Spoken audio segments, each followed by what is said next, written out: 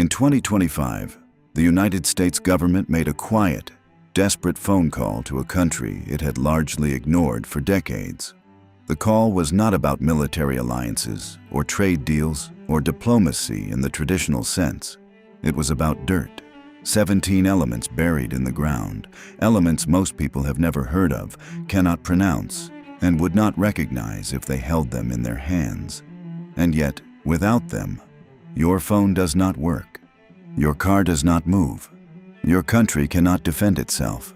This is the story of how one country spent 40 years quietly seizing control of the most important materials on Earth, and how the rest of the world only noticed when it was already too late. Rare earth elements are not rare. That is the first thing to understand. They exist in deposits across 6 continents. They are found in mountain ranges, in riverbeds, in coastal sands, in the depths of ancient rock formations. What makes them extraordinary is not their scarcity. It is what they do. Neodymium creates the most powerful permanent magnets ever discovered. Magnets that make electric motors spin with almost no energy loss. Dysprosium allows those same magnets to function at extreme temperatures, inside jet engines, inside missiles, inside the reactors of nuclear submarines. Lanthanum goes into the lenses of high-end cameras and night vision equipment. Europium makes the red on every screen you have ever looked at. Yttrium strengthens ceramics used in spacecraft. Cerium polishes the glass on microchips with atomic-level precision. 17 elements, each one doing something that nothing else on Earth can replicate. And for the last 4 decades, one country has controlled all of them. The story begins not with minerals, but with a decision made by one man in 1987. Deng Xiaoping, the architect of modern China, visited the rare earth mining region of Inner Mongolia and said something that would define the next century. The Middle East has oil, China has rare earths. It was not a boast, it was a strategy. While the United States was focused on the Cold War, on oil, on nuclear arsenals, China made a quiet bet on the future. Beijing began subsidizing rare earth mining on a massive scale. State-owned enterprises received virtually unlimited funding. Environmental regulations were relaxed to allow rapid extraction. China's rare earths were priced so cheaply that mines in the United States, Australia, and Canada simply could not compete. One by one, Western mines closed. The most significant closure happened in California.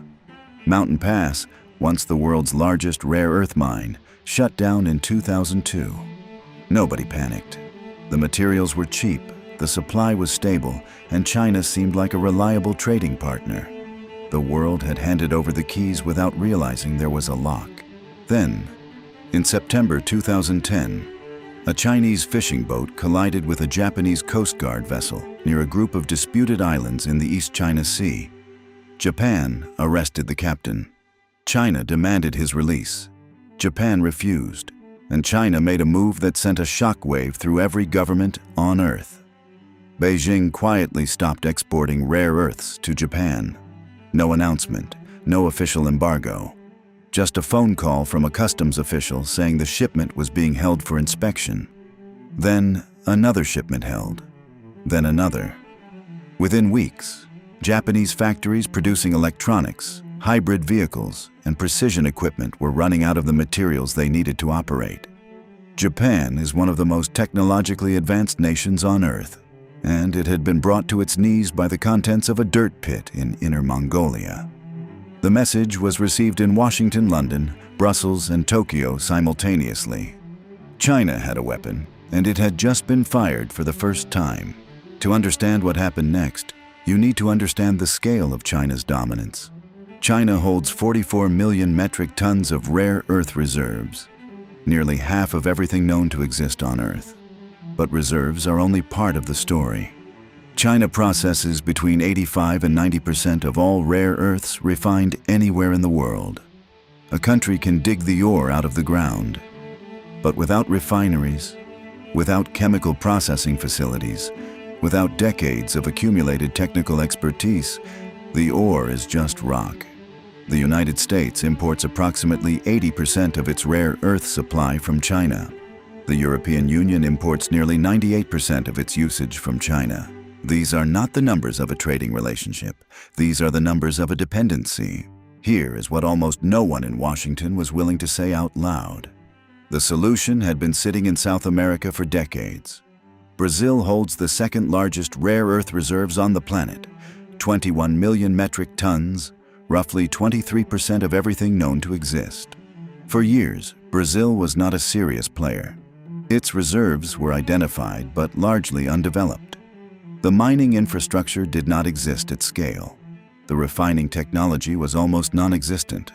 In the 1990s, Brazil was actually one of the most advanced countries in the rare earth supply chain.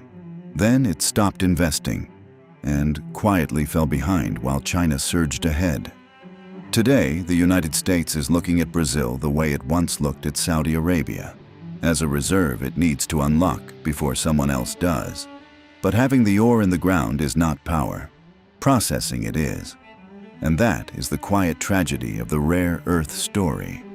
The country with the second largest deposit in the world has, for decades, been sending its raw ore to China for processing and buying back the finished materials at 10 times the price.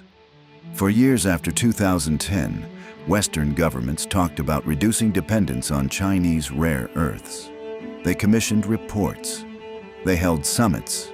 They announced strategies. Very little changed. Then came 2025. In April, the United States imposed sweeping tariffs on Chinese goods. China's response was immediate and surgical. Beijing announced export restrictions on 7 rare earth elements critical to American defense and technology industries. Not a total embargo. Restrictions, licenses required, paperwork delayed, shipments held. The message was the same as 2010, but louder. We control the materials your civilization runs on. American defense contractors began reporting shortages. Technology companies started rationing materials.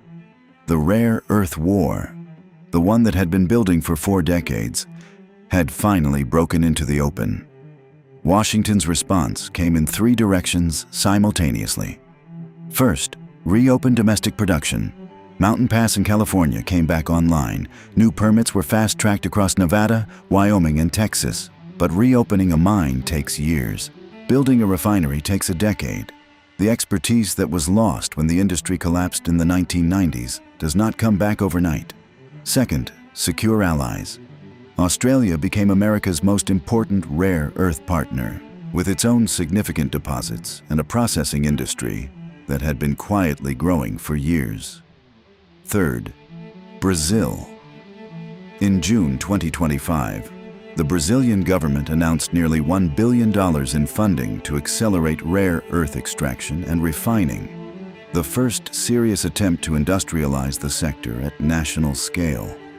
The first commercial rare earth mine outside Asia began operations near the small city of Minasu in the Brazilian state of Goiás, producing neodymium, praseodymium, dysprosium, and terbium. For the first time, the West had a serious alternative, but China had a 40-year head start. The hardest part to replace is not the mining, it is the knowledge. China has entire university departments dedicated to rare earth chemistry, research institutes that have been studying these elements since the 1970s. Industrial processes refined over 3 generations of engineers. The United States shut down its rare earth industry so completely that for nearly 2 decades, there was not a single facility in the country capable of separating and refining these elements.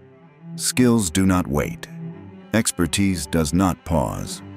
When an industry disappears, the people who understood it retire and their knowledge goes with them. China understood this. That is why the subsidies were so aggressive. That is why the prices were kept artificially low. Drive out the competition. Wait. The knowledge transfers to your side and stays there. To understand what is actually at risk, consider a single weapon system, the F-35 fighter jet. Each F-35 requires approximately 920 pounds of rare earth materials to build. The guidance systems in precision missiles, the electric motors in drones, the radar-absorbing coatings that make stealth aircraft invisible. All of them depend on rare earths. In 2024, the United States Department of Defense listed rare earths as the single most critical supply chain vulnerability in American national security. Not nuclear weapons, not cybersecurity, not semiconductors, rare earths. And the electric vehicle revolution, the industry that every Western government has bet its climate future on, runs entirely on rare earth magnets. Without Chinese rare earths, there are no EV motors. Without EV motors, there is no energy transition. Without an energy transition, there is no path to the climate targets every government has promised. China does not need to fire a single bullet to bring the Western economy to a halt. The rare earth crisis is not a future problem. It is a present one. Western governments are moving faster than they ever have. New mines are opening. New refineries are being planned. New alliances are being forged. But the gap is real, and it is large, and it was built deliberately over decades by a government that understood something the West refused to believe. That in the 21st century, the most powerful weapon is not a missile. It is a material. And the country that controls the material controls everything that is built with it. Brazil may yet become the alternative the West desperately needs. Australia is already part of the answer. New mines are opening across Africa and Canada. But the question that no one in Washington or Brussels can answer with confidence is this: did they start too late? The war nobody was fighting has been over for a long time. China won it quietly, patiently, and completely, while the world was looking somewhere else. If this changed the way you see the world, subscribe now, because the next story we tell might be the one no one else is willing to.